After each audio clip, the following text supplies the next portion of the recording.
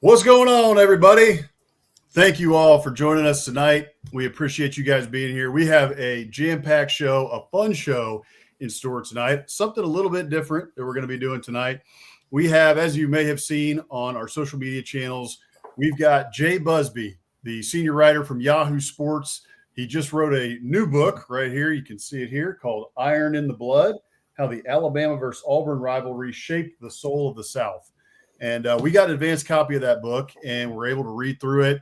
And he was kind enough to give us some time to do a great interview on that book. So we know that our viewers, know that our listeners really enjoy the Iron Bowl, obviously being SEC fans. Many of you are Alabama fans and many of you are Auburn fans as well. So we're going to get into that. We'll show you guys that interview. We also are going to talk a little bit about Auburn, who is claiming some new national titles. So off the back of this Iron Bowl book that we're going to be talking about with Jay, pretty easy segue into the Tigers' new titles that they're claiming. And then after that, we'll get into the predictions with LSU, Kentucky, Oklahoma, and Vanderbilt here on tap for tonight. So we're looking forward to those. And Hammer, give us a little bit. How you doing tonight, man? You excited for this interview? Yeah, I'm doing great. Very excited for the interview. I want to preface the interview by saying if you're not familiar with Jay's work, I would encourage you to check it out, not just the book, but his writing over at Yahoo Sports. I think you will see in the interview, he is very much one of us. He is just a diehard sports fan and super knowledgeable about specifically the rivalry, the Iron Bowl that we talk about. But he's one of us. Y'all need to check his work out. And including the book, because it's, as you said, we got a chance to read through it, and it's phenomenal. It's extremely well written. It's a total page turner, and I think even for folks like you and I who don't have a dog in the fight, being Auburn or Alabama, and are just fans of college football, it's well worth the read. It's highly educational and entertaining at the same time. So cannot recommend it enough, and I think y'all are going to enjoy the interview. No doubt. Well, we're going to get right into the interview here in just a second because we want to be cognizant of time here. The interview is going to run about 30 minutes. And then once the interview is finished, we'll come back here. We'll get into the Auburn titles, and then we'll get into our predictions at the end of the show. And then also, just so you guys are aware, we're going to post the full interview as well to our YouTube channel. So if you guys miss it, or if you guys would like to share it with your friends after you check it out, you can go watch the full 30-minute interview on our YouTube channel. After tonight's show. We're going to post it after the show tonight. So without further ado, I think we are going to get it right going here and get into this interview here with Jay Busbee. Hope you guys enjoy. We'll see you on the other side. Hey, welcome in, everybody. This is Biscuits SEC Live. We've got a special guest today. We have Jay Busbee, senior writer from Yahoo Sports. We're really excited to have him on. Jay, how you doing today? I'm well. How you doing, boys? It's almost football season. How could we not be good? Thank goodness. We are certainly excited for that. We have been previewing teams left and right as much as we can. We got some more to get to on the show later tonight, and then until we get to week one. But we have you on today here because you've got a new book coming out called Iron in the Blood. Right here, you can see it, How the Alabama versus Auburn Rivalry Shaped the Soul of the South by Jay Busbee right there. You were kind enough to give us an advanced copy of that book, and I've read almost all of it. I took the weekend, and it's a fantastic book just to start out there. Thank you. Thank you so much. I appreciate that. Yeah, absolutely. So, I know we've got about 20 to 30 minutes with you here. So I just quickly, before we get into it, want to give everybody a quick bio on you. You were born in Lynchburg, Virginia. And you got a little connection to us. We're actually, you may know, we're from Charlottesville. We lived half of our life in Charlottesville. And so we got a little Virginia connection there. Used to play lacrosse over in Lynchburg. And then you went to William and Mary and ended up in Atlanta and were raised there and now live there as well. We actually grew up near R.J. Archer, William and Mary legend, quarterback. Got it. Yes. University of Virginia years ago. But you've been a senior writer at Yahoo Sports for about 17 years, started in 2008. And then you've also written Earnhardt Nation, the full throttle saga of NASCAR's first family. So you've got a couple books out now. And today, as we said, we're talking about Iron in the Blood, How the Alabama versus Auburn Rivalry Shaped the Soul of the South, published by Simon & Schuster. So let's dive right into it. This as I said, was a fantastic book. I cannot wait to finish the last couple chapters here. But give us a little bit about how this book came about, what was the impetus for it, and kind of what spurred you to write it. Yeah, there was obviously the whole idea of it is fascinating. Rivalries in general are fascinating to me. The way that you have two fan bases who are so similar, and the only thing that differentiates them is the colors that they wear on Saturdays, and that kind of it's this blood-loathing, and yet it's this deeply intertwined family story that makes up the best of college football, because it's not just, as we all know, it's not just going to a game and then going home. You live this life. You see these people every day. You feel this in your blood. A lot of people have their fight song as their ringtone on their phones. I mean, it's a constant thing. And no rivalry, to me, with all due respect to every other rivalry, no rivalry sums it up quite like the Auburn-Alabama one. And the way that these two fan bases are on top of each other, the way that they exemplify, the whole white collar versus blue collar aesthetic, which obviously is a lot more blurred than that, but that's kind of the basic outlines of it. And not only that, the way that this rivalries produce so many games that have names, kick six, cam back, the kick, run through the mud, punt, Bama punt. I mean, just so many of this ever evolving mythology. That all was the overall idea behind this. I'd always been fascinated by it. And then, the kick six knocked me on my ass with my dad. I'm not a fan of either team. In full disclosure, I have an Alabama connection in that my son went to school there, so I have tuition going to Alabama. But I actually started out as an Auburn fan, honestly, because I don't even know where I got it. I got a hat. And I was just thinking about this before we got on the air, how I first came to this. I got a hat, an Auburn hat, when I was a kid, and I was wearing it around, and I was out skiing in Colorado, and somebody skis past me and yells "Roll Tide" at me, and I was like, "What? Here in Colorado? How do they even know about this rivalry?" So, yeah, I've got a long-term connection with both fan bases, but yeah, the book is just it always has fascinated me. We can dig into more details about it, but the whole idea of a rivalry is just something that's so rich, and I was just very excited to dive into it and spend a couple of years just neck deep in Bama and Auburn. That's fantastic stuff. One of the things I liked about the book is the structure. So yeah, we won't give too much away here, but you interject. It's similar to a football game, right? You interject the timeouts in there with tidbits about the history of a specific game or some of the traditions that each school has, like a War Eagle in Auburn.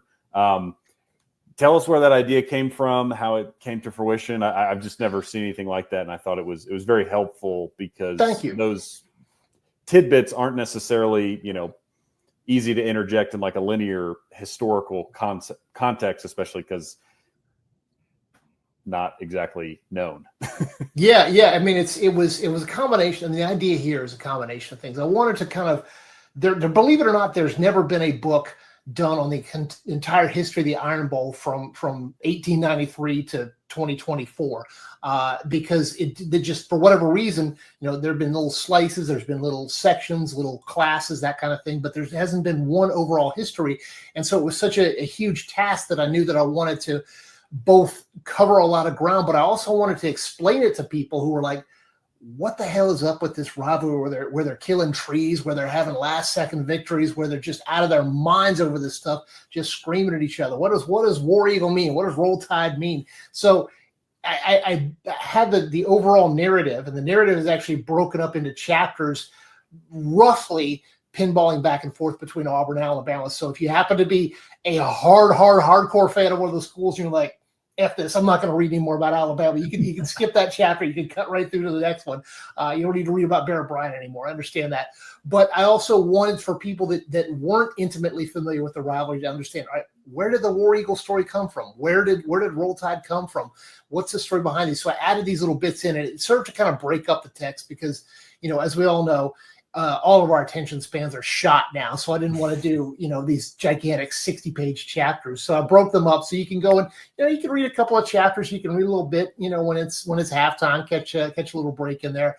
And then obviously I wanted to highlight the Iron Bowls. I wanted to focus on, I think I did 11 Iron Bowls that have some major significance, from the first one right up to Gravedigger was the most recent one that I spotlighted. So it was a way to kind of break them out and break out the text and give people a chance to see a big panorama without feeling like they were going to be looking, I didn't want people to feel like they had to read a textbook. There is history in this. You are hopefully going to learn a little bit of something in there, but I didn't want it to feel like a textbook. I wanted it to feel like a story. I mean, what I love is doing stuff like we're doing right now, just sitting around, just talking junk about football. And so I wanted it to read like that. I wanted it to feel like that. I wanted to say, oh yeah, this is where this comes from. This is where this comes from. And hopefully I got that across. Well, you did a good job of it because I love history and I love college football, and you melded the two, perfectly together. I felt like I was, it was a page turner, first of all. Thank you. And second of all, I felt like I was, sitting on the porch with a glass of whiskey, talking to a friend about, different moments from different parts of the Iron Bowl, which was really cool. So also speaking of Bear Bryant and Shug Jordan, both of them, are towering figures in this rivalry, and their times at their respective schools overlapped. And I was really fascinated to read a lot about, their history, some of the different things about their relationship. Shug, you mentioned a couple times, he, levied a couple of barbs over at Bear Bryant during their time. And certainly I think that the rivalry has always been prickly, to say the least. But in modern times, a lot of these coaches, they go on coaches circuits, they go to these different camps and stuff together. A lot of them have fairly friendly relationships, even across rivalries. I think about like Shane Beamer and Dabo Swinney, right? Nick Saban and Dabo are good friends as well. Lane Kiffin and Mike Leach, right? They had a pretty good relationship across the Egg Bowl. So can you expand a little bit about the Bear Bryant and Shug Jordan relationship? I mean, you talk a little bit about those barbs, but then Bear Bryant was at Shug Jordan's funeral as well. Right. So can you expand a little bit about how their relationship was and what it was like? Yeah, they were both a salty couple of dudes. They were the gods of their respective towns. And I mean, there's no more powerful human being in America than the coach of a winning team in a small town, particularly a small southern town. You are the god there. You're worshipped. You're respected. You're never paying for dinner. Everyone is stopping to shake your hand on the street. I mean, only as long as you're winning. When you start losing, then the for sale signs show up on your yard. But yeah, these were guys that had a relationship that I think it was obviously very friendly and very cordial, but they didn't hesitate to throw shots at one another's way. And I think that there's something lost now that we have this kind of camaraderie. We have these coaches they're making so much money, and they're so insulated from the concerns that coaches had back then. And so I think there is definitely something lost when you don't have that kind of character. You see that in other leagues where you got guys from the same team hanging out. You're like, guys from different teams hanging out. You're like, what are you guys doing? You're supposed to be rivals. You're not supposed to be hanging out. That's why, a few years back when Saban and Jimbo Fisher started taking shots at each other, I was like, hell yeah, this is exactly what we need. We don't want any more of this, my good friend Kirby Smart here, my good friend Nick Saban here. No, we don't want that. We want them throwing haymakers at each other. It's okay to have that kind of relationship. It's okay to take shots at each other. And Bryant had power that Shug absolutely was jealous of. Shug was facing up as all Auburn coaches are. He was facing this kind of upper ceiling of authority between the administration and the boosters that Bear was able to just kind of step right over because he was Bear Bryant. So there was a lot of frustration aimed at Bear Bryant in the late 60s and early 70s in particular, and Shug was part of that because there was some frustration and this perception that the Bear was getting away with stuff that the other guys could not get away with. That he was driving his teams harder. That he was being rougher on his opponents. Some of it was true, some of it was hurt feelings, but yeah, in the end, there was just so much respect, such deep respect among these guys that they could see past the kind of little, piss and match battles that they had in press conferences, and they could see that there was something bigger that bound them together, but that didn't keep them from taking shots at each other. And I think that's something we miss these days. I mean, honestly, think about how it would go over if someone, one coach goes and takes a shot at another coach right now. Social media would be all over it, and we would all be talking about it. And that's probably why it's diminished somewhat, because there was such a limited media ecosystem back then. But yeah, I still think something is lost by not having those days. Yeah, absolutely. We agree. The Jimbo Saban saga was fantastic. I mean, just tremendous. Like get your popcorn ready because those two were swinging at one another, and it was awesome. They were awesome. Yeah, they're standing in each other's closets. They both had like one hand in each other's closets. Like, all right, what skeletons are you going to drag out now? What's going to happen next? And so, come on, bring it. So these guys all know this stuff. They just keep it quiet out of a sense of mutually assured destruction. Mm-hmm. Totally, they do. So you mentioned earlier, how a book had never been written on the full history, and how for your money, I think our money as well, personal allegiances aside, this rivalry is the tippy top of rivalries across all sports, professional, college, you name it. Is there anything specific that you uncovered during your research, or just sort of a generalized idea? But what is it about this rivalry that elevates it to such a level that even, like you said, we don't have any allegiances to either school either, but we respect, revere, and love this rivalry? How did it get the imagination of not just the South, but everybody?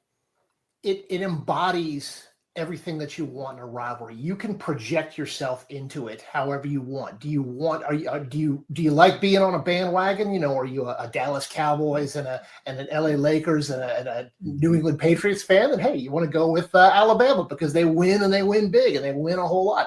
Are you more of a family person? Do you like your team to be more of a family? Do you like your team to be a little bit chaotic? They're not going to win every time, but when they do, it's going to be something special. Well, then go with Auburn there. And there were reasons to point to both sides to appreciate them from a football perspective. I mean, it's worth noting that Alabama's got those 18 titles, and yes, I am saying 18 titles, although some of them, as you'll see in the book, are highly dubious. Alabama's got those 18 titles.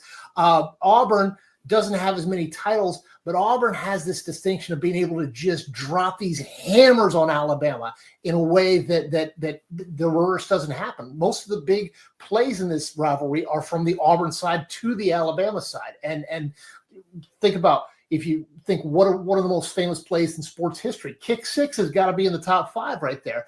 And that's Auburn. Auburn's got that. No matter what Alabama says, Auburn can say, kick six, got a second nickel, however you want to phrase it. And Alabama's just like, you just got to take it, because there's no comeback from that. And I think that's what makes this rivalry so fascinating, is that you can approach it from any number of different angles, and you can tell, even if you are not a fan, even if you are not anywhere near the South, you can decide what your entry point is. And there's a whole set of mythology and songs and tailgates and everything that will envelop you. And that's what I close the book with, not to spoil the ending there, but in the acknowledgement section, I say that you need to get to it. If you haven't been to an Alabama and an Auburn game, you need to immediately, as soon as you possibly can. Put that on your bucket list, on your sports bucket list. Go to games there, because you will see something that you haven't seen before. You'll see it. You'll have an environment that you haven't had before, and you'll be embraced in a way that you haven't been before at anywhere outside of the SEC. That's why we love this sport. That's why we love this conference, is the way that it wraps you up in this warm glow of family and also kicking ass. Definitely family rivalries, like at Thanksgiving or something, right? Where you might have a little argument and throw a piece of turkey across the table. Type of thing. Yeah, I mean, it's the mixed marriage is always fascinating. When I've got friends from both sides of the Auburn Georgia line that are getting married soon. It's like, it seems okay right up until that one day a year, and especially that one day a year when things go bad. It's just like, oh, you got to decide where that line is. For the sake of your marriage, you might want to go to different houses to watch that game. No doubt. As growing up Aggie fans, we also had family who went to UT, right? And so when those games were on the Friday before Thanksgiving, or Friday after, or on that weekend, we would always watch it. During when they were in the Big 12, we would watch it that day, and everybody would be mad, or happy for a couple hours, and then after that we would try to get over it and not talk about the game for the rest of the day. Well, didn't they used to run it? I mean, like in the old days, I think they used to run it. ESPN didn't have a whole lot of programming. They would run the Texas A&M game on repeat, and so it was just like this gut punch, no matter how the game turned out. Right. Again, it's like, please, no more. That's it's. I mean, you know exactly what it is. That's exactly how it is. This is all those rivalries just amped up to the highest possible level. Without a doubt. So, okay, I've got a question for you on the future of this rivalry and kind of where you see it going. So, when Nick Saban was the coach at Alabama, admissions to the university or applications to the university increased by, I think it was 61%, according to AL.com. That's crazy. Yeah. So, also since then, the makeup of both of these universities has also changed a lot. According to College Factual, Alabama's out-of-state population for their undergrad is roughly 67%. For Auburn, it's 40%. So even still, even though it's less than a majority, it's still a good amount at Auburn as well. So what effect, if any, do you think this has had on the rivalry? What effect do you think it could potentially have in the future as to the complexion of it? Do you think that changes anything? Does it make the rivalry even more nationwide than it already is due to television? Kind of how do you see the future of this rivalry with those factors in mind? Yeah, there's so many elements there to that question. And I think it's a great one in looking forward in the future. And I can give you an example of my son who was in high school. He's a little bit of a Pokemon nerd, and he got into honors college at Alabama. He wasn't a big sports fan, despite the fact that his dad was a sports writer. It was almost like, I don't want to do with what my dad does. I'm not interested in that crap. He gets to Alabama, and it's like mainlining a drug. He all of a sudden becomes the most insane Alabama fan. And to the extent that you guys have seen him on TV, he's one of the guys that would stand by the rails, and he has big red hair, and you would see him when they do the cuts to the crowd, he's there screaming. Because he became such an Alabama fan. He was on CBS. I would get texts all the time. Oh, your son's on TV again.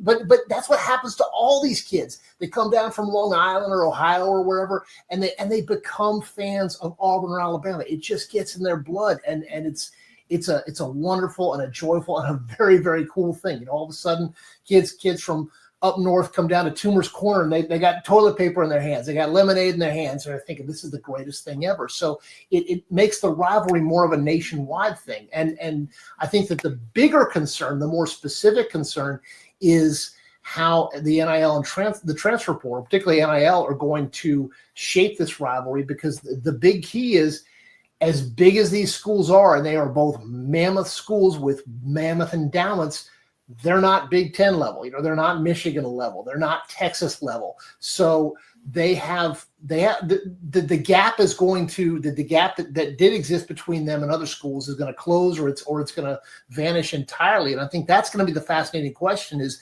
how are Alabama and Auburn going to keep pace with the schools that have these massive financial resources? And how are they going to keep the rivalry is always going to be going. It's just a question of whether both schools are going to be able to participate to the degree that they can both be competitive, because it is nice having a rivalry, but it's also nice winning a few games outside the rivalry as well. Right.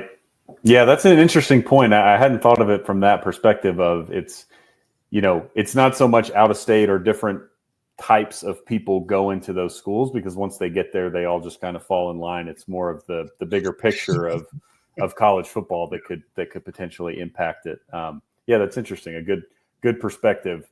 I just had one quick question for you, sort of an alternate reality exercise, but I loved the section in the book on the 1926 Rose Bowl. And yes, there's a lot of historical context there that I would encourage everyone to get the book and read about. But you can probably imagine, some of that just given the time frame. But, in an alternate reality where Alabama does not win that ball game against Washington, how do you think, that college football would have been viewed or accepted differently in the South? Because it dominates today. And, as you talk about in the book, that game was such a big part of that, because it gave it was just a notch in the belt of not just Alabama, but the South, that we can compete.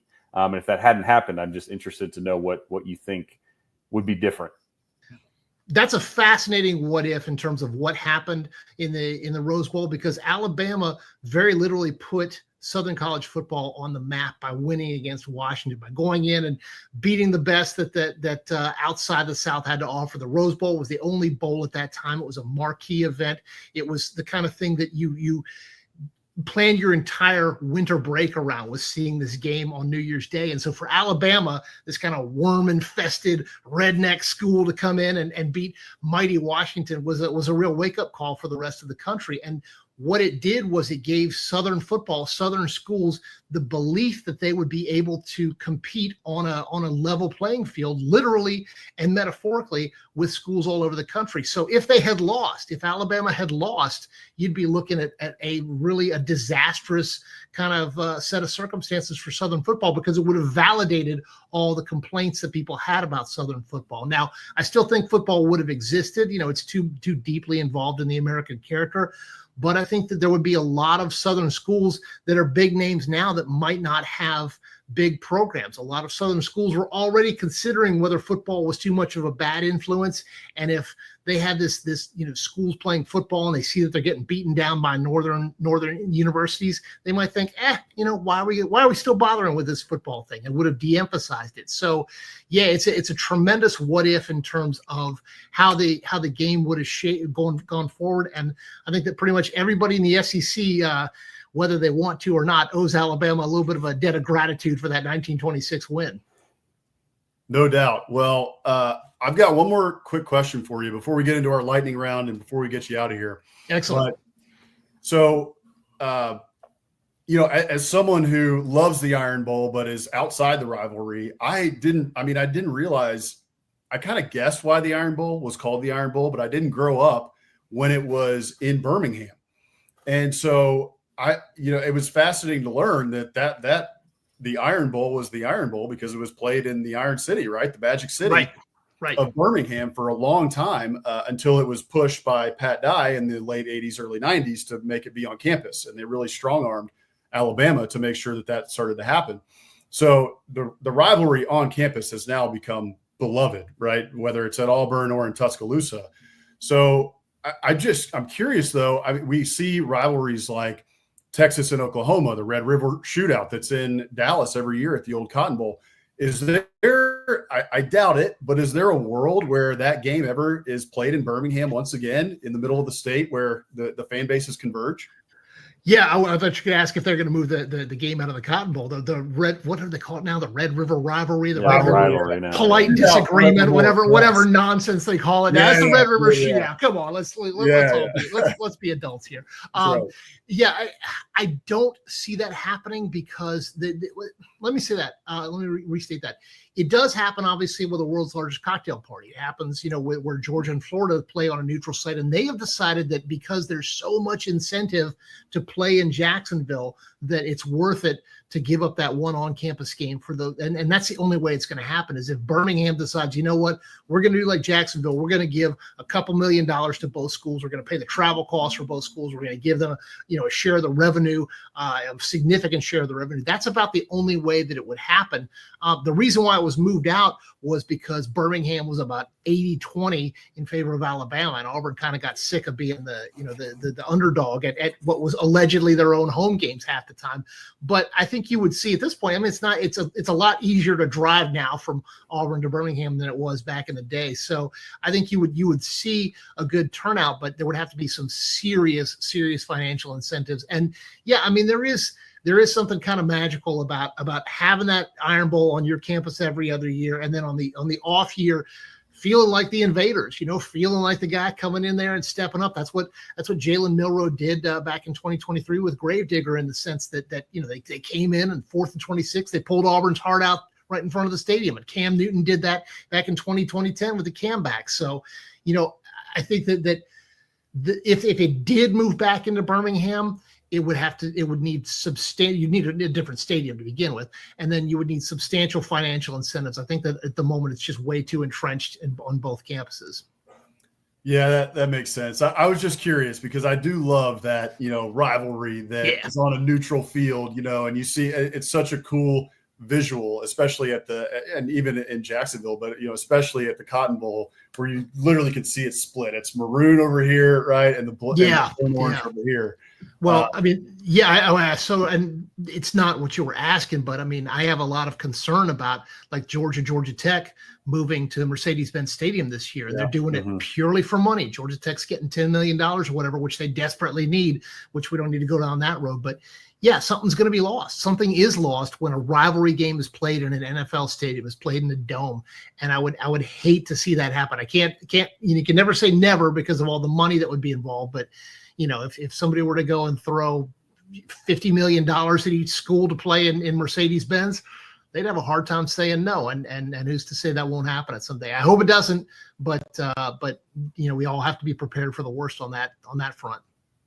That's for sure. So, all right, let's get into a quick little lightning round. We wanted to have a little fun here. Yes. And, obviously we're Biscuits SEC, so we're a little bit about Southern culture as well. And we love the cuisine of the South. And also love SEC football. So we wanted to marry the two. I love it. Our brand there. So you're an Atlanta guy, and Waffle House is big in Atlanta especially, but across the South. So there we go. How's that? How's that for a – you did not set that up. I just happen to have a hat here. How about that? Yes, we did not tell him beforehand, just for the record here. But look, everybody, when you go to Waffle House, if you've been once, you've been a couple times after that for sure because typically you end up loving it. And you've got a go-to order for the most part. So do you have a go-to order from Waffle House? Brother, you're breaking my heart because I used to have a go-to order. It was the best damn thing. I'd order a tortilla, scrambled eggs, scattered and smothered hash browns, and sausage all wrapped up and then pressed on the grill. They don't have that anymore. They don't have the tortillas anymore. I used to love that. I would house that. It was tremendous. And every time I go to the Waffle House, I'm like, you guys got tortillas? And they're like, no, we don't have that. So now I just got to go for the standard special. But yeah, scattered and smothered hash browns, and then with whatever, I can't remember what jalapenos are capped. I throw in some jalapenos and some hot sauce there. But yeah, sadly, my go-to Waffle House order has gone to that great Waffle House in the sky. Oh. Yeah, that's too bad. Like you said, I'm pretty standard. I'm just the all-star special. Just load me up, give me the all-star special, and I'm happy. But yeah, second rapid-fire question for you. So yeah, biscuits and SEC. What about biscuits? Do you have a favorite way to eat biscuits? Sandwich, biscuits and gravy, just with butter? What do you like? I love a good chicken biscuit. I mean, I will go anywhere to get a chicken biscuit, and I will check out, and I will even try like a damn Wendy's chicken biscuit. I'm like, all right, I'm gonna give it a shot. It's, again, no disrespect to the mega corporations, but yeah, there's a few biscuit places. There's one here north of me literally called That Biscuit Place, and I get there about once a month. Drive up north of Georgia 400 to hit that. So yeah, I like my biscuits with a good old slice of chicken in between them. That's pretty darn good. You might have hit our second or our third rapid fire question here. I was curious if you had a favorite biscuit spot in the Atlanta metro area. Sounds like it might be That Biscuit. Yeah, it's up in Forsyth County. It's called That Biscuit Place, and it's just a little drive-through joint. You got to go there, and it runs. I go there on Saturday mornings. So it's one of those ones where it's like an old house, and then they've got a drive-through, and you got to be careful because the drive-through gets so backed up that it backs up out onto the road, and so if you're coming at it too fast, I'm sure that there have been accidents. But yeah, that's a good place. You just go and get a biscuit, and I'll take a book up there and I'll settle in, and that is the place to go up in Forsyth County. That's awesome. Last one here.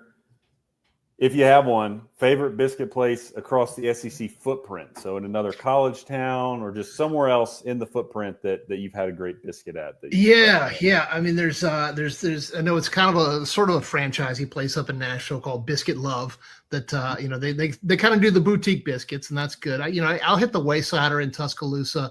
I'm trying to think, there's a few other places and I'm blanking on them now, but I mean, I'll trust anybody. I know that you guys are big True South fans. John T. Edge is a good friend of mine, right? And those guys. And so, I try not to bug them too much because I don't want them to think that I'm just friends with them for their food recommendations. But I will, anytime I'm in a new town, I check and see if they've been there first. They've done an episode there. And I am very easy. I'm an easy mark for biscuits. You basically, as long as it can even be a little chewy in the middle, a little undercooked in the middle. I'll give you a break. I'm a very easy biscuit mark. We are too. We see biscuits. We see something a lot. We see a nice like diner sign on the side of the road, or even Austin here, food trucks. There's one called Biscuits and Groovy here, that incredible biscuits and gravy. So yeah, we're easy marks too. If we see something that has a biscuit, we're getting it for sure. Well done. Well done. Well, Jay, it has been a pleasure having you. We really appreciate your time today. And we're really looking, everybody, Iron in the Blood right here. Go check it out. It's a fantastic book. So it comes out on August 26th. Jay, let everybody know where they can pre-order the book, and then where everybody can follow you on social media to follow the rest of your work. Yeah, pre-order it anywhere you can. And the pre-orders are the best. If you think you're remotely interested in this book, then get it. Just Biscuits and SEC listeners and viewers, reach out to me on social media, JayBusbee, just like it's the sound I'm on. I'm on all of them, Twitter and Blue Sky and Instagram and Threads and all that. Reach out to me. Let me know you bought the book. I will send you a little sticker. I've got stickers made up with Alabama colors, with Auburn colors, and then I've got a mixed marriage one as well. I don't have them in reach here, or I'd show you, but I'd be happy to send out book plates, signed book plates. I'll sign the little thing and send it to you. I just, reach out to me and let me know that you bought it, and I'd be happy to get with you. But I really appreciate y'all having me on the show. Love you guys. Love you for a long time, and this has been a lot of fun. Well, really appreciate it, man. Absolutely. Again, Iron in the Blood right here. Y'all go check it out on Amazon or anywhere you buy your books, out on August 26th here soon. So, Jay, thank you so much. We will talk to you down the road, my friend. See you, boys. Thanks, Jay.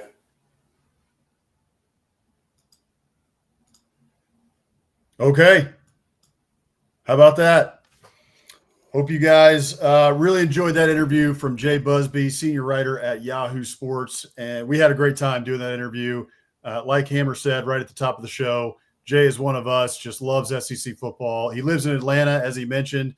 And so we hope to have him on again at some point soon. But when you get the chance, go check out Iron in the Blood right here. Go get it on Amazon. I checked it out today. You can pre-order it right now on Amazon. So go and be sure and check that out. Also, by the way, we are going to do a contest. So Jay was kind enough to not only give us a copy of the book for both Hammer and myself so that we could read through it, but he also gave us a copy for one of you. So we're going to do a contest here. You can see it on this graphic. If you go follow us on Twitter, follow us on Instagram, and go sign up for the Morning Biscuits newsletter, which is going to start coming to you on Mondays and Fridays, because we're about to go into our in-season cadence. So you'll get it twice a week now. In the off-season, it comes to you once a week on Wednesdays. If you already follow us on Twitter, follow us on Instagram, if you're already signed up for the Morning Biscuits newsletter, you are already entered to win. But for those of you who are new to our channel, new to Biscuits and SEC, if you go follow us on Twitter, follow us on Instagram, and sign up for the Morning Biscuits newsletter, you are entered for a chance to win a copy of Iron in the Blood. And I should have put it on this graphic, but we are going to give it 2 weeks in order to just get as much as we can in terms of folks who are entering. And so on our show on September 3rd, so 2 weeks, that'll be in week 2, September 3rd, Wednesday, September 3rd is when we will announce the giveaway. We'll do it live on air. We'll pick it out of a hat, and then we will make sure that we get in touch with the winner of the Iron in the Blood contest. So thank you again to Jay for giving us that copy of the book, and thanks for his time. We really enjoyed that interview, and really look forward to. I have a couple more chapters to read. As I mentioned there, I'm almost done, but the book has been fantastic. It starts at the Civil War with both these schools and kind of the history there, and goes all the way up to basically present day. Goes all the way up to the Gravedigger game just a couple of years ago. So all that to say, if you want to watch the full interview, if you only caught half of it, if you only caught part of it, we're going to be putting up the full interview up on our YouTube channel after the show tonight. So if you want to go check that out, want to share it with your friends, enjoyed it, go check it out on our YouTube channel, Biscuits and SEC, later tonight after the show. All right, Hammer, what do you say? We get into the rest of the show here. Quick, easy little segue here. I am really – oh, thank you, Mike. Appreciate it. Yeah, Mike's pumping us up. Same with Rick. Thanks, fellas. Appreciate it. It was fun. It was a great interview with Jay. He's a great guy, as we said. So check out his stuff. No doubt. And if you go and look, I forget if it's on Instagram or on Twitter, but in his bio, he talks about if you're ever around, I would love to buy you a beer. And as he mentioned at the end of that interview there, he would love to, sign a copy of your book, send you a sticker, what have you. So if you do end up getting a copy of the book, or The copy of the book that we have is signed, so you will get a signed copy of the book. But if you end up getting a book on your own and you would like him to sign it, or if you would like a sticker or something from him, just be sure to DM him, and I'm sure he'd love to grab a beer with you as well if you're ever in the Atlanta area. So be sure to reach out to Jay. So easy, quick segue into this. Speaking of the Iron Bowl, we had Auburn decided to claim the new Titletown moniker because they are now claiming 9 national titles. They announced yesterday. They had a press release that came out from John Cohen, the athletic director, saying that Auburn now feels like they have been a little bit too conservative in claiming national titles now. So they're going to claim new titles here from 1910, 1914, 1958, and 2004. They also, the ones right now that are in Jordan-Hare, if you ever see a picture of Jordan-Hare, if you've been watching games over the last decade, the titles that you would see in Jordan-Hare were 1957 and 2010. And then depending on who you asked, they also claimed that there were a couple seasons that met the qualifications. And there were some outlets as well that said that they were national title winners in these years, which was 1913, 1983, and 1993. So they're really adding about 4 titles to what they claim. And so this brought out everybody. There was all the Auburn side. A lot of the Auburn folks were starting to come out of the woodwork and say, well, yeah, we should have claimed these. These are national titles. They're ours. And we claim them now. And, tell us why we aren't national champs in those years. And there were others there was an article in Saturday Down South that basically lampooned them and said, this is ridiculous. Like, how are you going to claim these national titles? And they went through a couple of those years and really dissected it.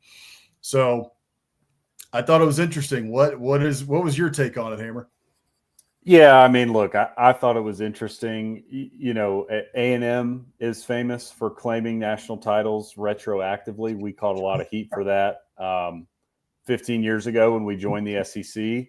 After we announced we were joining the SEC, a few other years popped up on the claim national titles out in Kyle Field, and people caught on to that and gave Aggies a lot of crap for it. So I understand it. To plug Jay's book again, obviously all of those seasons that they are now claiming national titles for are in the book, and Auburn was really good. And when you look back as fans of college football, people that enjoy the history of it, before the BCS, it was completely absurd how they chose national champions. So do I like the practice of claiming retroactive national championships? No, but I also think it's fair to acknowledge that the system that was in place for those championships, with the exception of the 2004 one, which is sort of a different argument, but before there was any sort of BCS or any system, and it was just AP voters claiming, basically putting their stamp down on a team that was the national champion. I don't care. I mean, it was totally the Wild West to begin with. There's plenty of teams that deserve championships that didn't get them. There's teams, Notre Dame, that got them that didn't deserve them. If you look back over history. So I think it's kind of lame to do it retroactively, but I get why a school would do it because they have a legitimate argument in all those cases. Claiming national titles that may or may not be yours is essentially as American as apple pie. That has happened throughout the history of college football. Frankly, after reading Jay's book, I felt the same way. I came away from that thinking Auburn should probably claim a couple more national titles here. I don't know if I would agree with all the titles that they ended up claiming, but there were a couple in there. I was like, Auburn was really good in some of these years, and they should be claiming more national titles. I mean, Alabama does it. A&M does it. There's USC does it. I mean, as recent as 2003, we had a split national title because one won the BCS national championship and the other one was number 1 in the AP poll at the end of the year. So we had one in 1990, split championship between Georgia Tech and Colorado, who both claim that championship to this day. So that's just college football history. And to some degree, I respect Auburn for just kind of thumbing their nose at everybody and saying, come and take it. You can't. We're claiming them. There are national titles.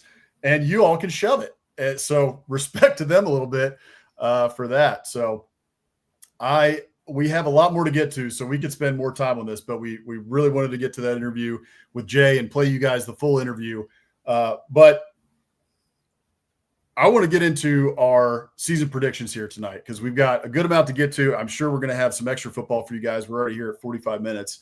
So let's start off here real quick and get right into it here with LSU. They got a big game right out the gate here going to the other Death Valley. Depending on who you ask, it may be the Death Valley. They go to Clemson to start the year. Everybody's got that game circled as we near week one. Everybody's looking, what does week one look like? Okay, you got Texas, Ohio State. Another big one on the list here, August 30th, LSU against Clemson. They get Florida there in week 3. And then some other big games here to note. Texas A&M is coming to Death Valley this year. They get a revenge game there. You go to Alabama in another revenge game because Alabama blew your doors off last year. And then you get Oklahoma there to end the year in Norman. So drum roll. What are our predictions here? I've got LSU going 9-3. I think their pivotal game is Florida. Hammer, you've got them at 8-4, interestingly enough. And your pivotal game there is Ole Miss for the LSU Tigers. So walk me through how you got to 8-4 there for LSU and why you think their pivotal game there is Ole Miss. Yeah, so this one does scare me. And, LSU fans, please flame me in the comments. Tell me I'm wrong. I get it. But I am doubting LSU this year. And the reason it scares me is because they do have the talent in Nussmeier. I like their wide receivers. And I think the defense could really pop. Just going to depend on a lot of, transfers hitting. But the reason I am lower on the Tigers this coming season is I just have to see them be able to run the ball before I legitimately think that they are a SEC college football playoff or national title contender. And, we'll see if they're able to this year, but they are replacing 4 starters on the offensive line from a year ago. 2 of which I think were first rounders. So they're replacing not just starters, but supremely talented starters. And I know they brought in some guys. They brought in 2 previous Power 4 starters. One was an all Big Ten performer at Northwestern and Josh Thompson.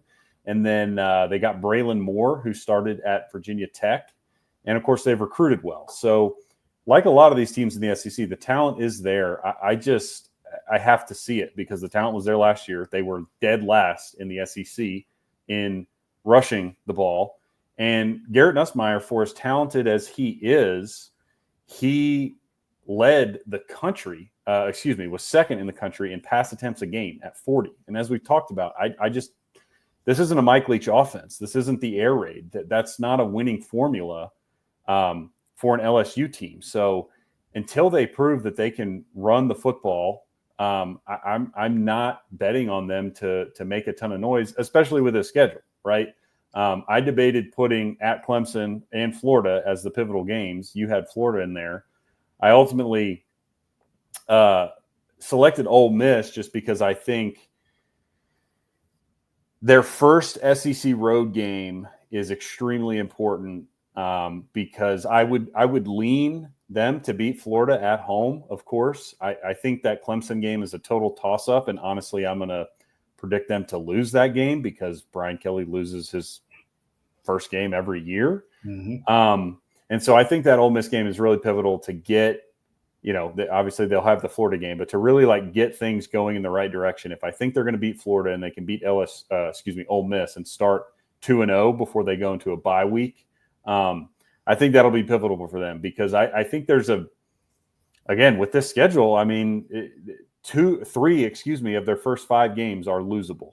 So they have to be ready right away. And that's another thing that scares me when you talk about a brand new offensive line and a ton of new faces on defense. I think with Blake Baker in his second year, they will be improved. I just don't know how much improved, again, when you're replacing ton of dudes on the defensive line. You're adding multiple guys at linebacker in the transfer portal. It's a lot of moving pieces to think they are going to gel.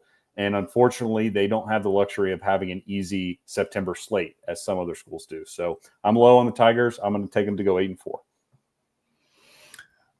We'll see. I like them just a little bit more than you do.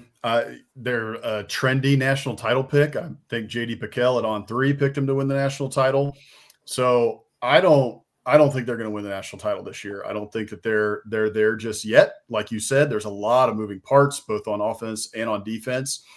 A lot of players that they got through the transfer portal. However, for me, I just like Blake Baker here in year 2. I like a lot of the pieces that they brought in through the transfer portal. I mean, we're talking about Jack Pyburn, right, from Florida. We're talking about Patrick Payton. We're talking about A.J. Halsey, I think is his name, who came in from Houston, the safety. So there's multiple big pieces. It was the best defensive transfer portal class in the country.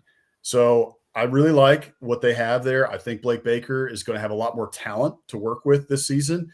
And I think that just means more incremental improvement. And I think that by the end of this year, that unit will be playing at a very high clip. I am also worried a little bit about the LSU running game, especially with those linemen that they have to replace, as you mentioned. That also, gives me a little bit of worry about Garrett Nussmeier, because Garrett Nussmeier's biggest Achilles heel last year was under pressure. When he was under pressure is when teams really got to him. You saw that especially in the Texas A&M game, and then teams after that really started to exploit that and just start bringing a whole bunch of guys to try to get to Garrett Nussmeier on passing downs, and he had a lot of trouble with that. That being said, I think with another year in the system, Garrett Nussmeier being older, being the second-year starter, I think he's going to correct that. I think he's going to be getting the ball out a lot quicker. I love the wide receiver room that they have. They are extremely talented at wide receiver. I mean, you got Aaron Anderson, Chris Hilton, and you brought in Berrien Brown from Kentucky, and that kid is a baller. So I love what they have at the skill positions at wide receiver. I think Garrett Nussmeier has a ton of weapons at his hands, and I like Blake Baker to get them to another level here with this defense and those kids that they brought in here in year 2 under Baker. So I think they get to 9-3.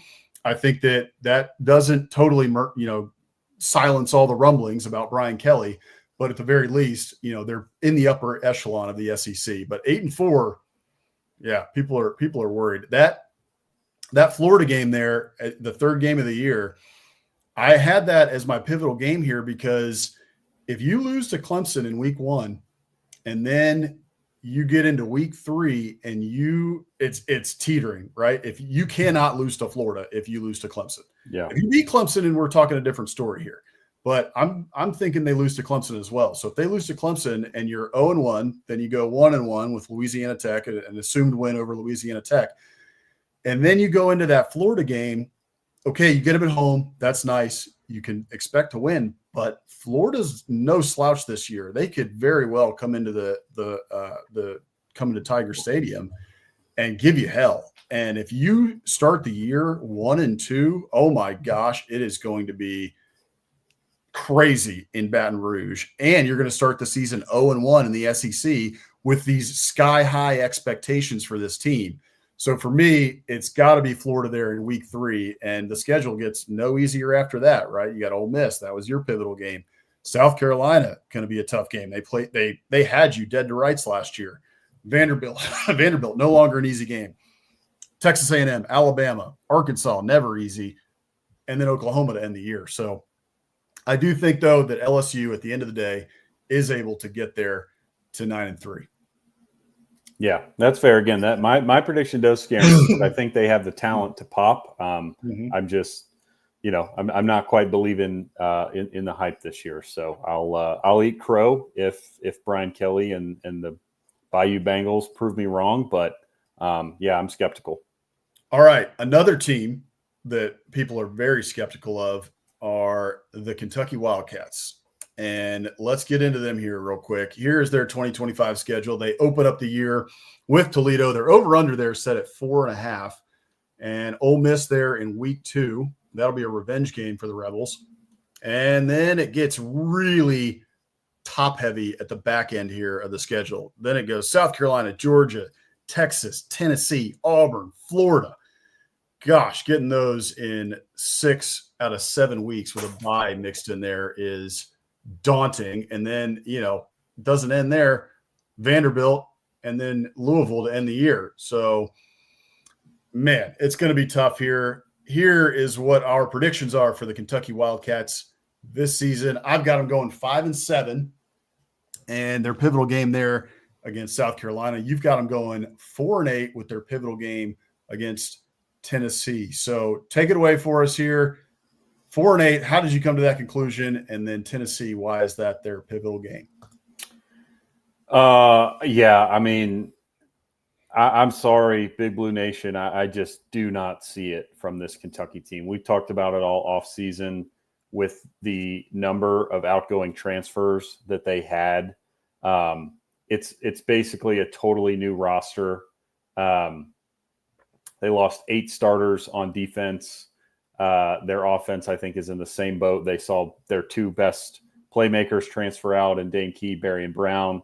They're breaking in a new quarterback in Zach Calzada, who I think can do some things, but there's a reason that he bounced around SEC schools and ended up in Incarnate Word. And maybe the troubles are behind him, but I think it's foolish to believe he's going to come into Kentucky and light the SEC on fire. And so, with an average quarterback, basically a rebuilt offensive line, a totally new cast of characters and weapons around Calzada, I just struggle to see where they're going to get the wins. And, their schedule by SEC standards is not brutal, but it's certainly not easy. And they finish it with an out of conference game on the road in Louisville. I know it's not far from Lexington, so there'll be plenty of Kentucky fans there, but I like Jeff Brom at Louisville. I think that's the days where Kentucky ran that rivalry under Stoops, I think are done for now. I think it's a much more even match, and probably, the scales are tipping to Louisville. So that's a tough one. And, the reason I put Tennessee as the pivotal game for them, honestly, is because I think it might be their best chance to win an SEC game. They hate each other. That's a big rivalry game. Getting Tennessee at home is big for Kentucky. Tennessee, as we've talked about, has a lot of newness as well, new quarterback. Not going to be easy, but I think in a rivalry game, I could see them tripping Tennessee up and getting a win. And again, I don't want to – there are winnable games on Kentucky's schedule, but – that one, and I guess the road game at Vanderbilt are probably your easiest conference wins. Maybe Ole Miss in week 2, but given how that game went last year, I don't think Lane is going to be asleep at the wheel again. No. And, you look around the rest of their conference games at South Carolina, at Georgia, Texas, at Auburn, Florida. I mean, I don't know where the wins are coming. So I'm going 4-8 on Kentucky. I'm just not very high on this team at all. And I do think that Tennessee game, in my opinion, will be a down year in Lexington, could, get some good vibes going because you beat a rivalry. So I hope they do. And I don't like picking a team to go 4-8, but I'm not seeing it this year from Kentucky. Somebody has to lose, and on tonight's program, you are the one losing because not so fast, my friend, to honor Lee Corso. Kentucky goes 5-7, and I'm living on a hope and a prayer because I don't really believe that they're going to go 5-7. But I picked them in our over-under segments. If you guys want to go back and watch those, they're on our YouTube. We did those a couple of weeks ago, and we were just shooting from the hip, just gut reaction. We hadn't done a lot of research into these teams yet, and I picked them to go over. And Mike Huseman, our friend from Offseason After Dark, he knows that I love Zach Calzada, Zach Calzada, the Dragon Slayer who slayed the Dragon of Alabama while he was at Texas A&M. I just believe in the kid. I think he can sling the rock. Just go look at his stats at Incarnate Word, mighty Incarnate Word. You might know. So here's the thing. I I am worried about Kentucky. I look back at Mark Stoops over his history. He's done pretty well. He had a couple early, rough stretches at Kentucky, and then he went on a run, and he's now Kentucky's best coach in their history. And I just think that he's going to be able to figure it out. I don't really know on this schedule where those wins are. I mean, South Carolina, at South Carolina, no. At Georgia, no. Texas, no. Tennessee, maybe. Auburn, maybe. You get Florida at home, that's nice. And then you get Ole Miss at home. So, I don't know. Look, I don't exactly know where the wins are. And you're kind of looking around here and you're like, there's a couple teams like this, but Kentucky is certainly one of them. You start looking up and down this roster and you're like, who are these guys? Where do they come from? None of these people were in Kentucky last year. I don't know who these people are. You have to go like almost line by line on the depth chart and be like, Zach Calzada, he was at Incarnate Word. Their running back, Dante Dowell Jr., he was at Nebraska. You got multiple wide receivers who they had to bring in. You got multiple offensive linemen they had to bring in. You have multiple defensive linemen that they had to bring in. And they did a pretty decent job in the portal. Go look at their portal class. Along the defensive line, they got 2 4-stars over there. So they brought in some talent. But again, as we've talked about many times on this show, you want to be a program that recruits very well, retains guys, and then backfills and fills spots in the portal. And that's not what Kentucky has done. They have had to completely wholesale almost, build this roster from the transfer portal, which Mississippi State has also had to do. And let's see how that's turned out for them. Hasn't turned out so well so far. And they're going to have to do it again this year. So I am worried about Kentucky, but just based on vibes and goodwill and loving Zach Calzada, 5-7 for your Kentucky Wildcats this year. Yeah. Well, our friend Mike brings up a good point that Toledo is no slouch. Yeah. Well, he's Mr. Mac, and he hasn't watched Zach Calzada like I have. So I think he is right about that, though. It's going to be a tough one. It's just worth noting. It's one of those things, put a pin in it. You see Toledo on the schedule of an SEC school. Everyone thinks, gimme, win, whatever. With all the new pieces coming in at Kentucky, don't be surprised if that game, you're texting your buddies, we're going into the fourth quarter, and you're like, dude, Kentucky is down a touchdown to Toledo at home. And they might come back and win, but that is one of those games to keep an eye on for sure. I was just thinking the same thing. That's one of those ones where you're watching, you're getting, your sleepy afternoon kickoff. You're off the high of the Ohio State Texas game, and then it's a 12:45 Eastern game, so it will be on during Texas and Ohio State. So that's the one where you look up at the ticker and you're like, Kentucky is down 20 to 10 against Toledo. Like, what is going on? So yeah, we'll see. It's going to be interesting. So, okay. Another team here. Let's keep it moving. A very interesting team this year. And I don't exactly know which way to go on this because there's a lot of moving pieces on this one, but Oklahoma. The Oklahoma. Good point, Mike. I agree with that. A lot of people are making the Cam Newton, Zach Calzada comparison. They are. They certainly are. So Oklahoma here. They open the season with, is that Ball State or Incarnate Word? I don't know. Anyway. Ball State. They open the season with Ball State. Then they get Michigan. Illinois State. Excuse me. Illinois. The Redbirds. Come on. The Redbirds. Tiburon. Yeah. Yep. Tiburon EA Sports logo. Yeah. Whoever the hell you are. Yeah. Michigan in week 2. That one's going to be fun. That should be a very interesting game. Michigan obviously a bit hampered by those sanctions. Then you get Temple, Auburn, and then Texas there in that neutral site game. That is going to be a fascinating game there. And then a little bit top heavy as well on the back half of this schedule here with South Carolina, Ole Miss, Tennessee, Alabama, Mizzou, and then you end the year going to Tiger Stadium to play those LSU Tigers that we talked about at the top. So, okay, I'll go first on this one here. These are our Oklahoma predictions here for 2025. I got them going 8-4. Hammer, you got them going 7-5. Both of us chose the pivotal game as the Red River Shootout, not the Red River Rivalry, the Red River Shootout. So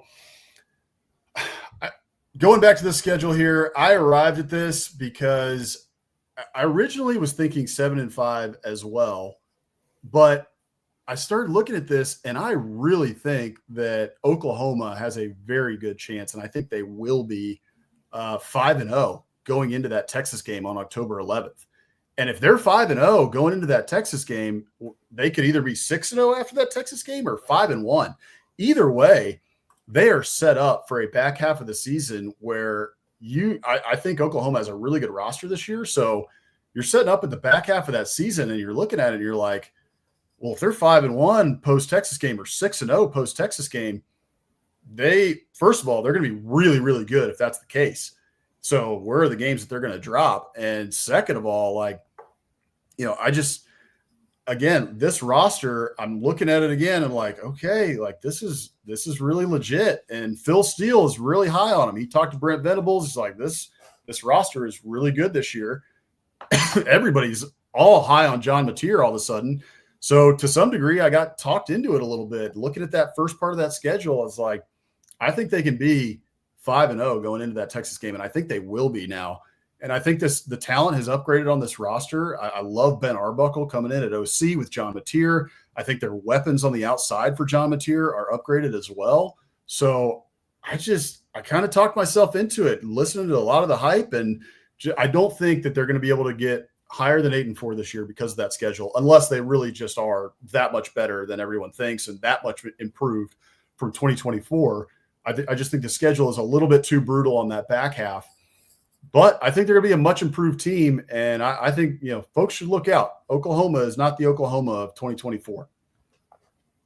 Yeah. Although I am a little more bearish on them than you at a 7-5 instead of an 8-4 clip. I agree with everything you said. My main reasoning for going with 7-5 is the schedule. Just looking, I was digging into Oklahoma earlier, and like you, was very impressed with the makeup of this roster. So they return 4 of their 5 interior defensive linemen, along with an All-American defensive end in Mason Thomas. So the defensive line probably, I'll conservatively, we'll say a top 3 unit in the SEC. Could very well be the best unit.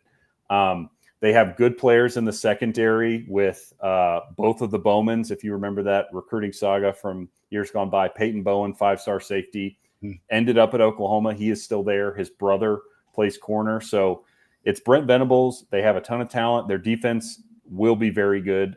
Don't be surprised if it's a top 10 unit nationally. Similarly, I think their offense will be better than last year. It was kind of a disaster. It was a complete disaster. I am a little concerned about the offensive line, but I think with Arbuckle and Mateer's legs, they can work around that as best as you can. But yeah, again, for me, this is kind of a schedule thing.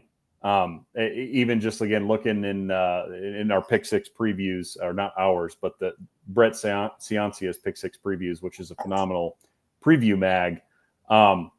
He has Oklahoma's schedule rated as the most difficult schedule in the country. 7 of his preseason top 25 teams are on the Oklahoma schedule. So when you have the SEC gauntlet, they don't have Oklahoma, that is, doesn't play any of the bottom 4 teams, quote unquote, in the SEC. If you look at that schedule, right, they don't draw Arkansas, Vanderbilt, Kentucky, or Mississippi State. I mean, they are playing.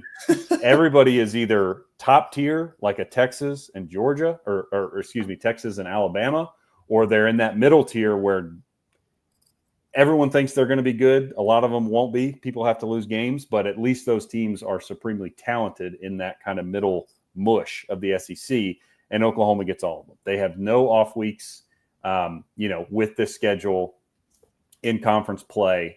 So I just to see them going 7-5 honestly would be a very good year, and I think that's probably where they end up. Like you, I picked the Red River Shootout as the pivotal game. There are a lot of pivotal games on the schedule. I think the home opener or home SEC opener against Auburn, very pivotal to get off on the right foot, given the gauntlet they have. But knowing that Brent Venables' job is on the line this year, knowing how serious Oklahoma and Texas take the Red River Shootout, he's got to win it or be darn close. Otherwise, he's out at the end of the year. Especially, I mean, if they go 7-5 or 8-4, his job is not safe. So I think a lot of it hinges on that game. He's been there for 3 years. Texas beat them 49-0 in his first year. They beat Texas the second year thanks to some Dylan Gabriel heroics.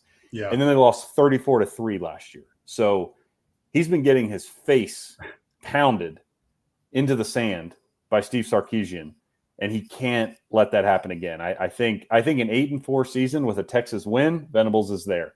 7-5 with a Texas win, maybe. But 7-5 without a Texas win, especially if it's ugly, I think he's gone. So for me, given his job status, I think that's the pivotal game. You can afford to lose to Auburn or to Alabama or to whoever, however it shakes out, but you cannot lose to Texas, especially badly again. That's a great point. I hadn't been thinking about it really in terms of the overall picture with Brent Venables' job status, but that's a great point. I was more thinking about it of momentum. If you're going to be 5-0, right, or 4-1 heading into that game, then that game is going to be pivotal for the rest of your season, especially as we just looked at that schedule. Here it is one more time. South Carolina, Ole Miss, Tennessee, Alabama, Mizzou, and LSU to end the year. You need some downhill momentum coming out of that game. So if you're 5-0 going into that game and you lose to Texas, if you lose to Texas and it's like 31-27, and it goes down to the last play or what have you, hard-fought game, you can take, okay, no moral victories, we get that, but you can take a lot away from that game and think we can play with anybody in the country. Everybody's talking about Texas, number one in the country preseason, Arch Manning, Heisman, all this stuff, most talented roster in the country. If we can come within a field goal or a touchdown and have those guys on the ropes, then we can have some momentum going into the second half of the year. That is a gauntlet. If we win that game, bam, now we got some momentum, man. Let's roll downhill and we can beat anybody. We can beat any of the other teams that are on the rest of this schedule. And you're probably going to drop a couple, but you got to have that pivotal game right there with Texas. You got to play them close or you got to beat them. And I'm with you for that. Also matters as well for Brent Venables' job status. Right. Yeah, totally agree. That's a good point. Okay. Vandy, let's get into our last one of the night here. The Vanderbilt Commodores, they were 6-6 last year, which was a great year. They beat Alabama. They beat Auburn. They owned the state of Alabama. This year, they have, I still can't remember who the hell that team is at the start. The Pirates, the Mean Pirates come into Nashville to take on Vandy, and I think that's going to be a win. Then you get Virginia Tech. You got to go to Lane Stadium. That one is going to be a fun game there. I'm excited for that one. Then you get South Carolina. Then you get a couple more out of conference games, and then you really start to get into conference play, and it gets no easier from there. As we all know, you get Alabama. You have to go to Tuscaloosa this year in a revenge game for the Tide. Rick, my friend, I know you'll be watching that one and excited for the Tide to pound Diego Pavia and the Commodores, hopefully. And then LSU there, you got Texas, and then Tennessee there to end the year. So I have Vanderbilt going 4-8. A little bit of wind out of the sails here for the Commodores this year. That's just what I'm thinking. And then Missouri there is their pivotal game. Hammer, you got them going 6-6 with their pivotal game being right out of the gate there in week 2 against Virginia Tech in the vaunted Lane Stadium. Walk me through how you got them to 6-6 and how Virginia Tech is their pivotal game. I mean, come on. It's Diego Pavia. You're not believing in Diego Pavia after what he did last year and after seeing, I think this is a little bit of the SEC Any Given Saturday because he's prominently featured in that.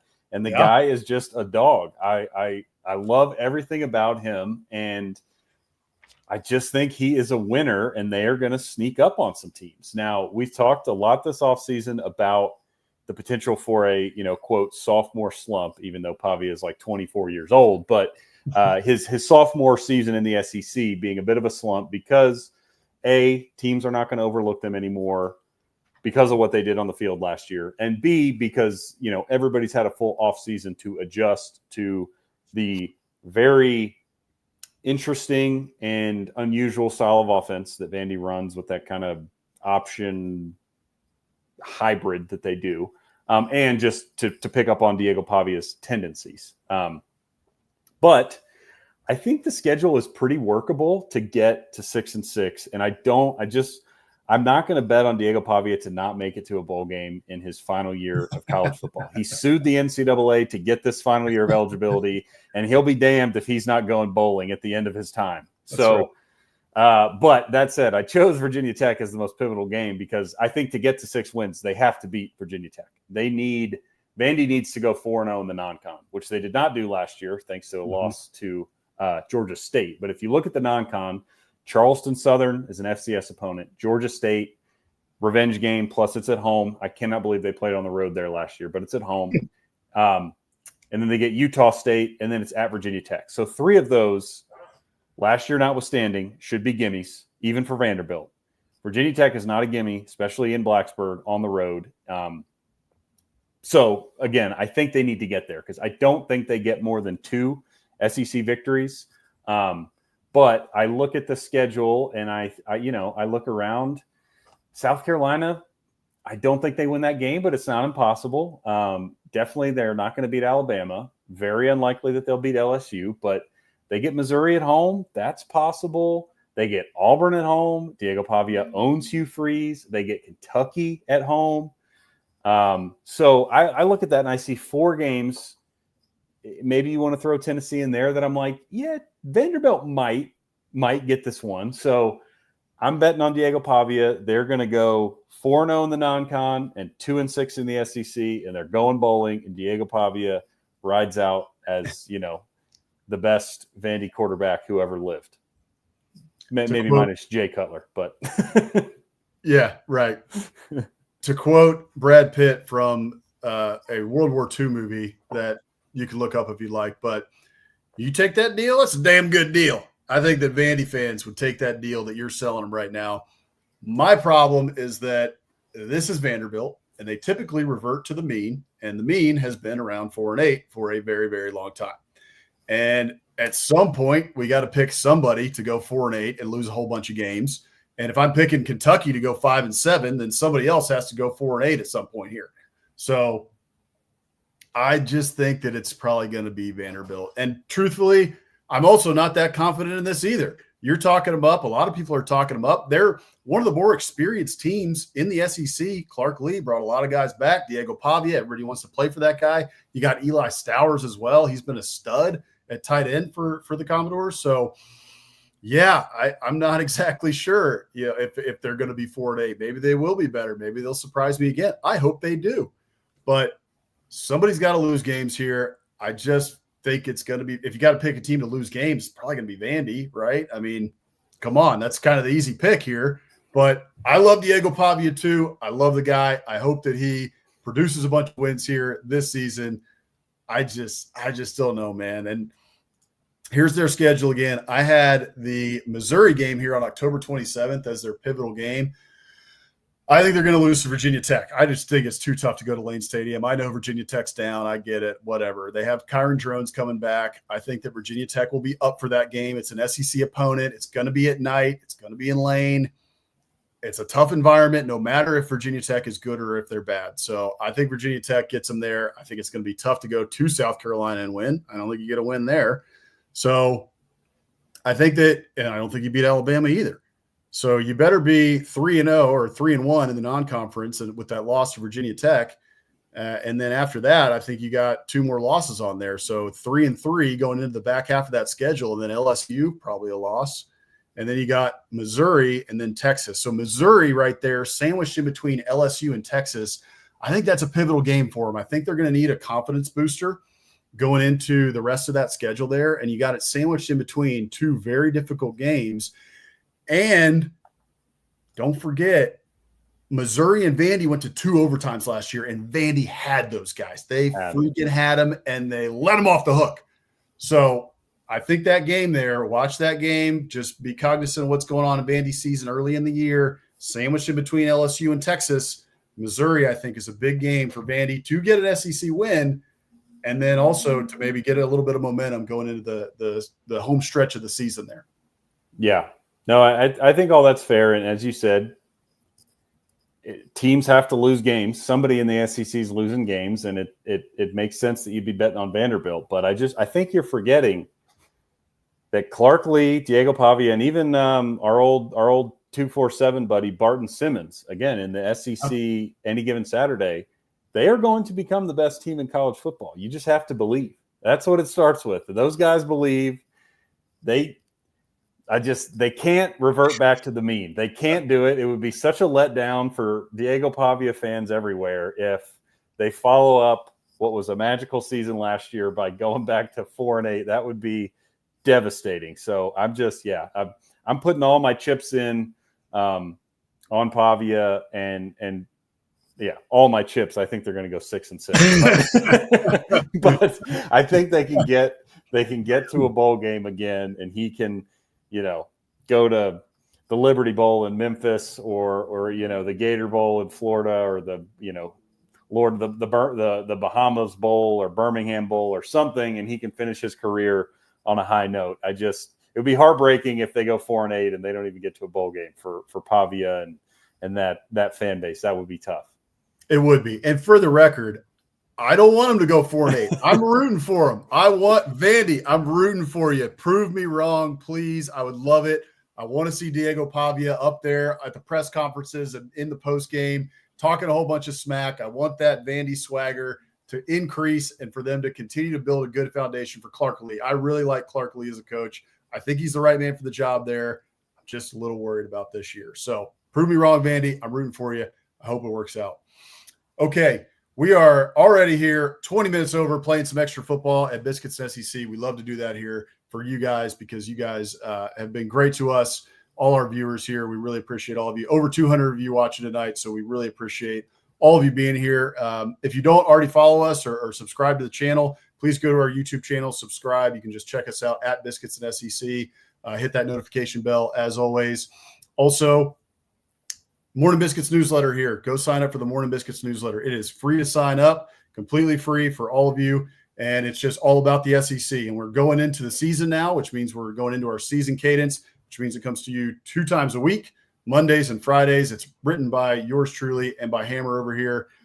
We do it every week, and we love doing it. Just love keeping everything, keeping abreast of everything that's going on in the SEC and keeping you guys abreast of everything that is happening in the best conference in the country. So you can also find us on our social media channels at Biscuits and SEC across all of them, Instagram, Facebook, Twitter, wherever you want to find us. So with that, let's get into our last 2 segments. We love these 2 segments. These are our unique segments here at Biscuits and SEC. We've got the Muschamp Coach of the Week here. Coach Muschamp, we love Coach Muschamp around here. He exemplifies what it means to be a college football coach. He is spirited, he is passionate, and he loves the game and he loves his players. So he could be prickly with the media too, which was a lot of fun. And Coach Muschamp also would come across with a couple quips every now and again. So we name a Muschamp Coach of the Week here every single week. This week we had a couple decent nominees. As we're getting closer to the season, we're getting a lot more media out of these coaches. So Brent Key from Georgia Tech, he was a runner-up this week. And then Shane Beamer at South Carolina, he was defending his wife's cookies, because apparently people were mad. They didn't think that his wife's cookies on the Netflix series looked very good. And so he was getting a lot of hell. And so he came out in the press conference, brought some cookies for some of the reporters to try, and he was defending her cookies. But they did not win the Muschamp Coach of the Week award this week. That award goes to Sam Pittman down at Arkansas. So here's that clip right here. They did fly me up here privately. I'm supposed to say something. I could be up here like, hey, meatloaf was good. And it was. I don't know what those green things on my plate was. Someone needs to tell me. I've never seen them before. There was some mashed potatoes on there, though. But anyway, go Hogs.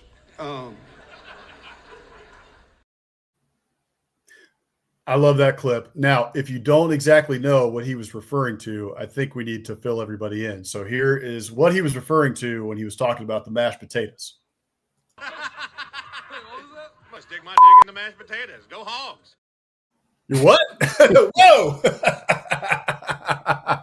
That is a classic clip that has been making the rounds on social media for years for Arkansas fans. He's going to stick his wick in the mashed potatoes, and that is what That is what Coach Sam Pittman was talking about there at the Little Rock Touchdown Club when he gave his speech just yesterday, I believe it was. So anyway, congratulations to Coach Sam Pittman. I think that is his second Muschamp Coach of the Week award. We will be sure to get him an award sheet that he can put on his office wall because we know that it is a very coveted award across the SEC. All right, Rick, we got you tonight, man. We got a biscuit of the week. And this is a biscuit that we like to feature every week. If you guys would like to be featured on the biscuit of the week, you can DM us at Biscuits and SEC on Instagram or on Twitter. We would love to see it. You can also send us an email, contact@biscuitsandsec.com. And we feature a biscuit of the week. Sometimes it's ours. Sometimes it's yours, homemade biscuits. Whether it's your local diner that you love, we love to see great meals, great breakfast, great biscuits across the SEC footprint. So be sure to get in touch with us if you'd like to be featured on the show.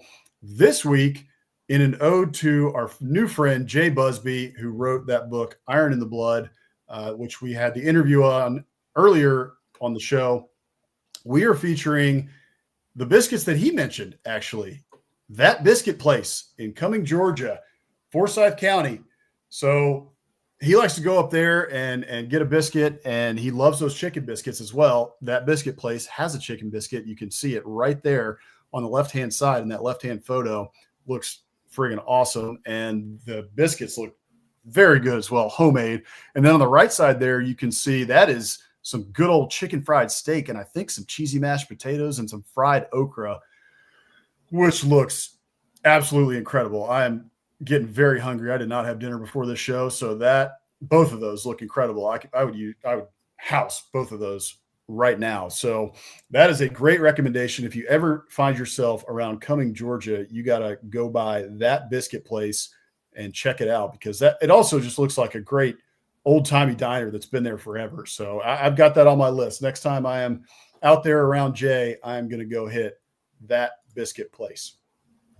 Yeah, that looks fantastic. Shout out to Jay Busbee for the recommendation. So any of y'all out there in North Atlanta metro area, be sure to check that place out. And yeah, I guess once again we ought to plug, now that we're nearing the end of the show, our giveaway, right? So for those that missed it, our interview with Jay earlier about his book, Iron in the Blood. We will be sending somebody a signed copy. Just follow us on Twitter, Instagram, and sign up for our newsletter to be entered for a chance to win. If you are already signed up and follow us everywhere, you're in it now. So, and we'll let this go for 2 weeks. So basically, after week 1. On the 3rd of September, we will announce the winner and then ship them the signed copy. So be sure, as we said, follow us, Twitter, Instagram, sign up for the newsletter to be entered for a chance to win. And of course, follow us, on social, subscribe on YouTube. We appreciate everybody watching. We've got, over nearly 250 live viewers. Yeah.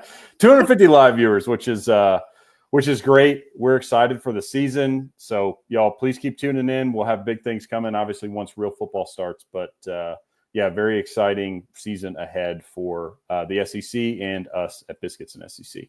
No doubt about it. So Iron in the Blood, you can get that on Amazon or anywhere that you buy your books. It is available for pre-order now. It is out everywhere on August 26th.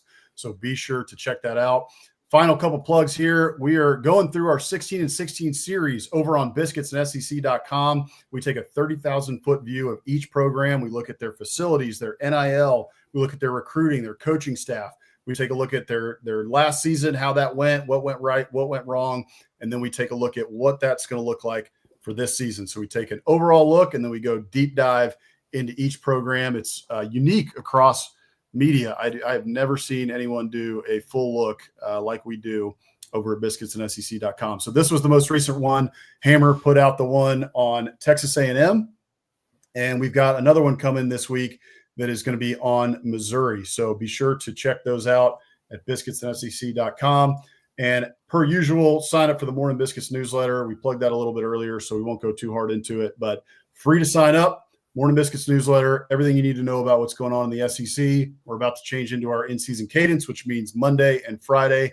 It will be there in your inbox. So be sure to go to biscuitsandsec.com/newsletter to make sure that you sign up to read the best newsletter across the SEC footprint. So for Hammer, I am Boss Man. Thank you guys so much for tuning in. If you missed our interview with Jay Busbee, we are going to put it on our YouTube here shortly. So you can go watch the full interview there. It runs about 30 minutes, and it's a great interview talking all about his book, Iron in the Blood, and all things Iron Bowl. So thank you guys so much for joining us. We got 240 of you watching us right now. We can't thank you guys enough. We really appreciate every single one of you. And be sure to go follow us on social media at Biscuits and SEC. And we will see you guys for SEC After Dark tomorrow at 9 o'clock Eastern, 8 o'clock Central. And then we'll see you guys right back here next Wednesday, 7 o'clock Eastern, 6 o'clock Central. Thank you guys so much. We'll see you down the road. Appreciate y'all.